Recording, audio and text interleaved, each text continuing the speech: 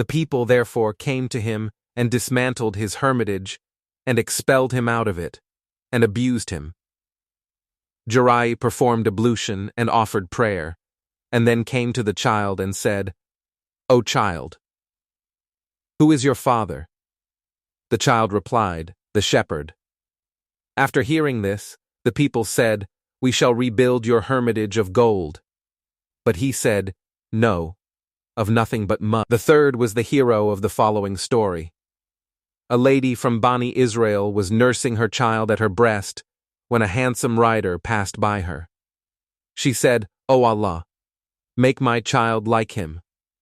On that, the child left her breast and facing the rider said, "O Allah, do not make me like him."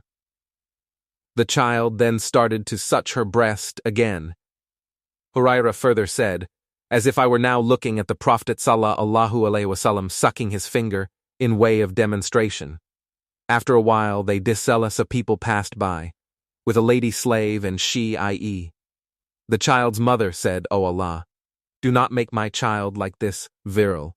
On that the child left her breast and said, "O Allah, make me like her."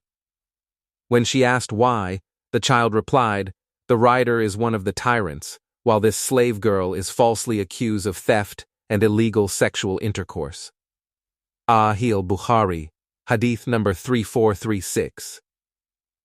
Isa alayhi salam answered them by saying, "I am the servant of Allah." 1930. This verse is what made al-Najashi cry and say this is what Isa alayhi salam said. This statement by Isa alayhi salam was clearly denying the status that people would later attribute to him.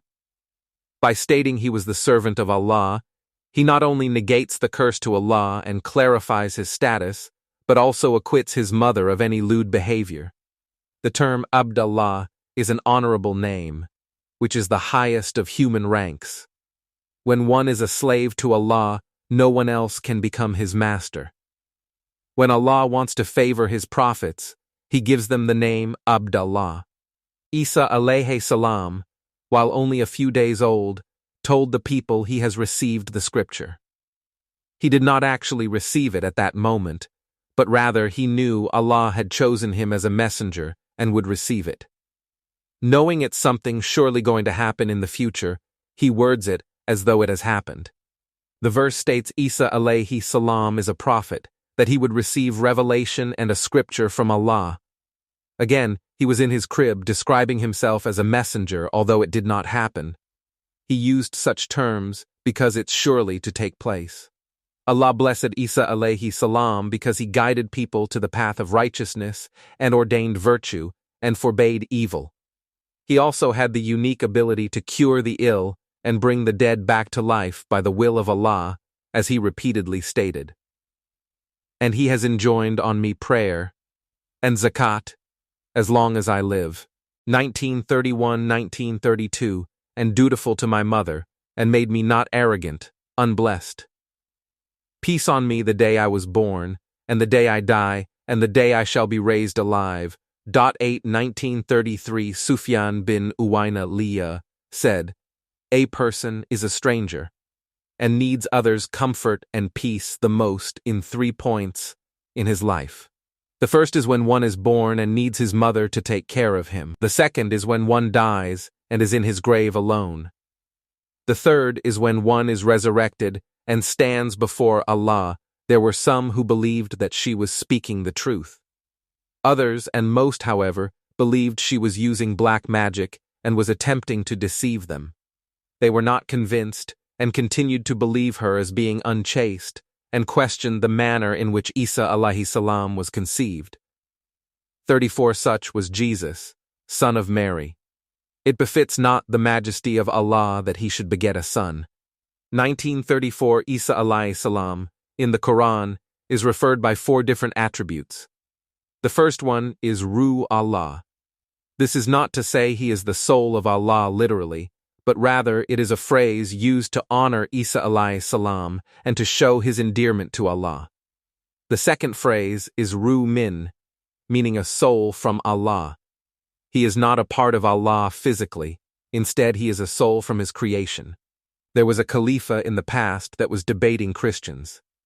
The Christians told him they would embrace Islam if he would explain why in the Quran Jesus is referred to as a soul of Allah Saksaro Minna.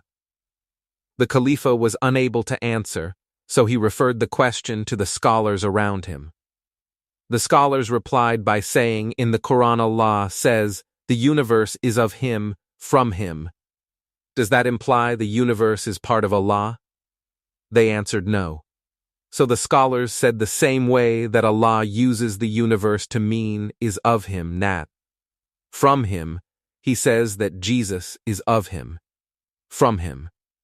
It does not mean that Jesus and the universe is part of Allah, but rather from Allah Samalai created by Allah.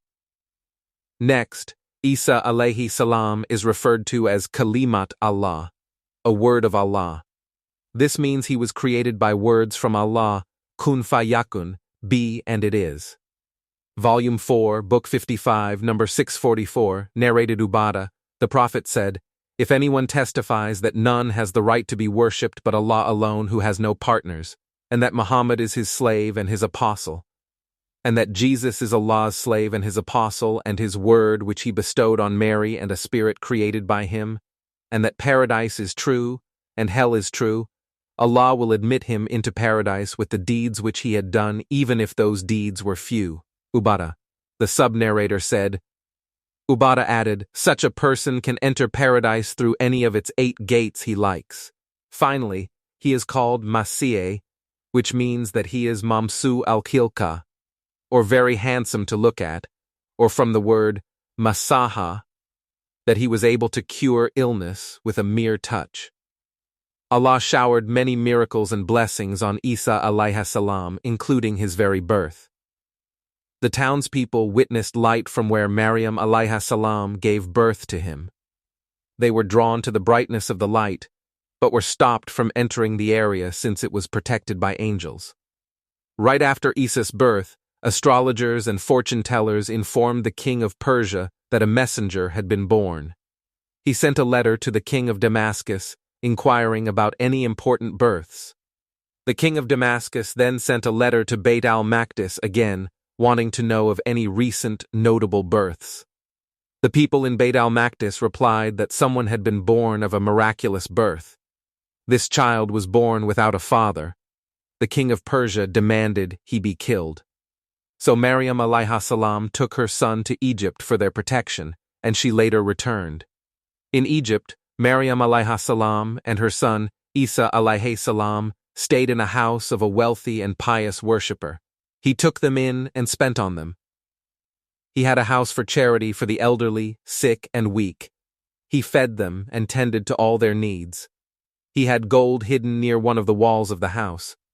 One day, he discovered it had been stolen. He gathered in his house and asked who had taken the gold. He insisted everyone be apprehended until his gold had been recovered. Isa alayhi salam, who was just a little boy, revealed that a blind man and another one who was paralyzed had conspired together to take the gold. He had confronted the 2 men and asserted that they return the gold or great evil would befall them. They were amazed as to how a child would have such knowledge and conviction. They asked him how he knew, and Isa alayhi salam replied that Allah had revealed it to him. The gold was returned immediately to the owner. Isa alayhi salam received the revelation at the age of 30 and was sent to Bani Israel. At that time, they were living in the Al-Sham area, which is present-day Syria, Palestine, Lebanon, and Jordan.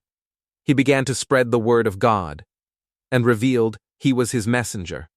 When Isa alayhi salam began calling his people to Allah's way, they asked him for miracles, since they were practicing magic and medicine at that time.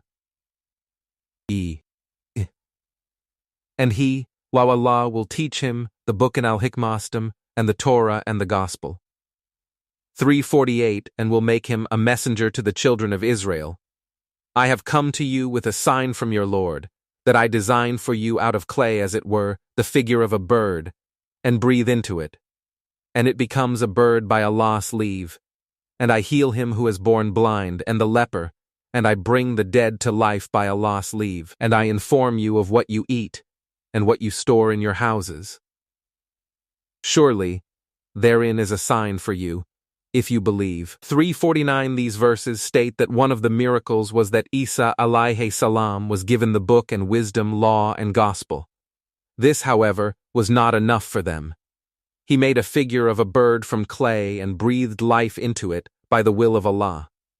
The bird flew away, and again, this was not enough for them. At the time of Isa alayhi salam, medical knowledge was at its height, yet they were not able to cure blindness. The miracles from Allah is always given to the messenger to coincide with that which is popular of their time.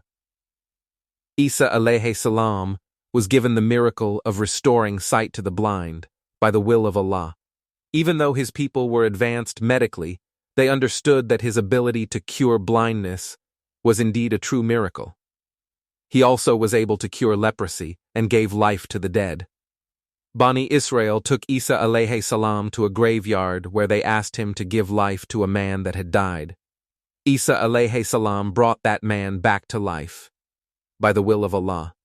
He emerged from his grave with his clothes on and questioned why he had been brought back to life. He asked Isa alayhi salam to return him back to his grave, since that abode was a better place for him. Isa alayhi salam then made dua, and the man died once again. Even after this miracle, Bani Israel still were skeptical.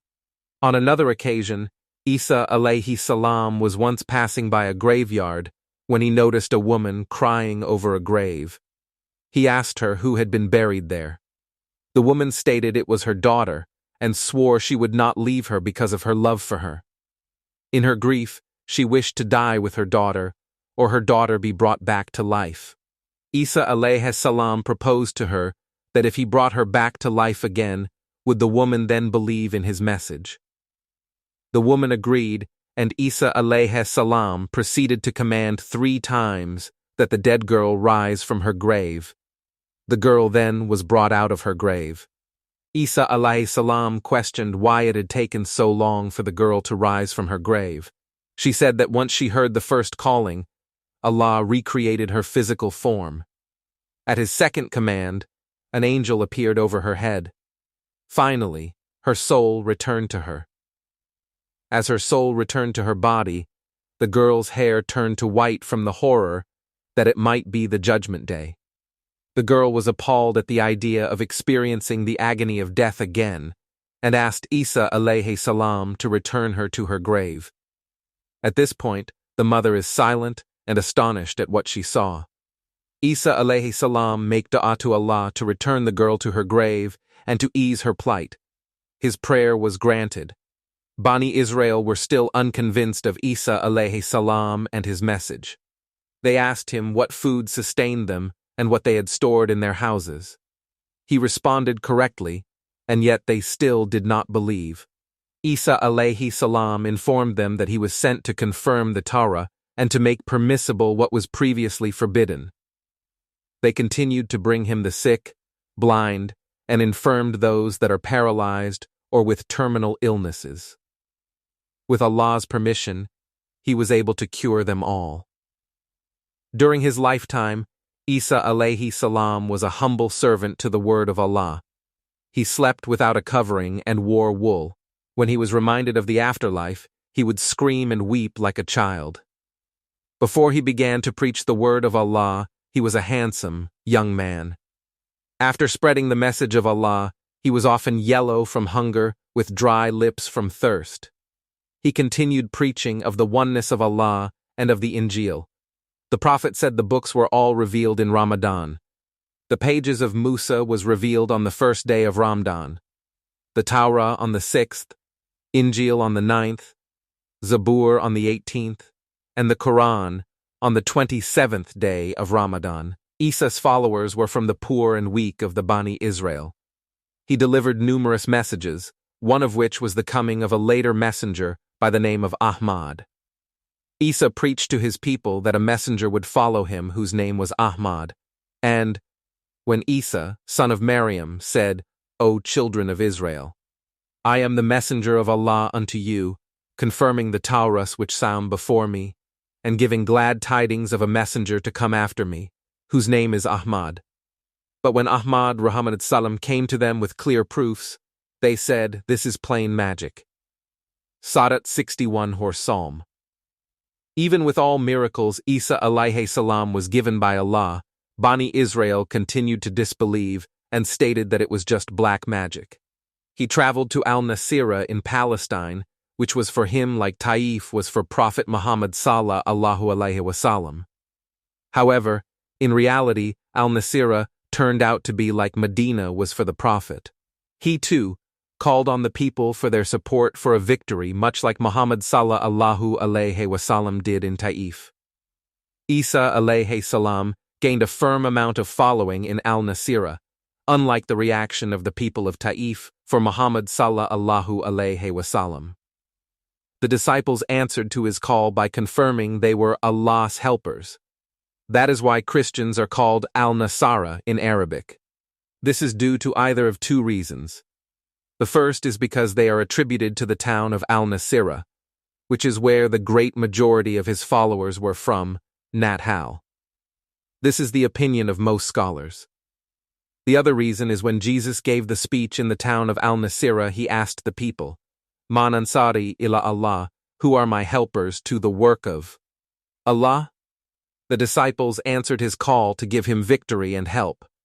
They proclaimed their belief and affirmed they were Muslims. "We are the helpers of Allah. We believe in Allah. And bear witness that we are Muslims, we submit to Allah." 352 others, however, disbelieved and were arrogant of the message. Then a group of the children of Israel believed, and a group disbelieved. 6114 The Hawariyun were true worshippers, like the Muhajirin and Ansar, who gave commitment to our Prophet Muhammad sallallahu alaihi wasallam. There were 12 disciples, and among the disciples were those that insisted on proof and were not willing to follow blindly. They presented Isa alayhi salam with challenges and demanded that he ask Allah for a feast from heaven as a miracle. Isa alayhi salam replied that they should fear Allah if they were believers, because should such a miracle be granted and they still do not believe, doom would befall them. They insisted on the firmness of their belief, but wanted this miracle only to further strengthen it. Isa alayhi salam then invoked Allah for food to be sent to them and to those that followed until the day of judgment. 112. When Al-Hawariyun Madanah said, "O Isa, son of Maryam, can your Lord send down to us a table spread with rack from heaven?" Isa said, "Fear Allah, if you are indeed believers." 5112 They said, "We wish to eat thereof, and to satisfy our hearts, to be stronger in 12, and to know what you have indeed told us the truth, and that we ourselves be its witnesses." 5133